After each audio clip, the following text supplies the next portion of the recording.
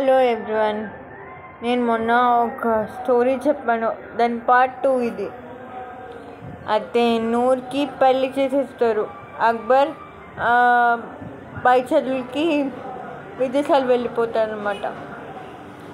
అయితే వాళ్ళ హస్బెండ్ చాలా మంచివాడు, నూర్ని బాగా చూసుకుంటాడు, నూర్కి బాగా అన్ని పనుల్లో సపోర్ట్ చేస్తూ ఉంటాడు.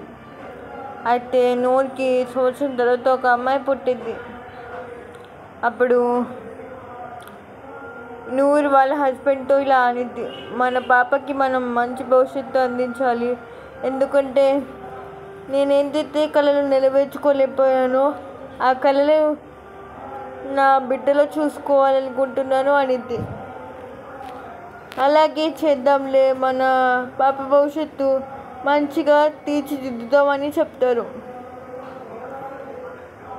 అది విని నూర్ బాగా చాలా సంతోషించింది. అలాంటి పేరెంట్స్ అందరికీ ఉండాలని కోరుకుంటున్నాను నేను.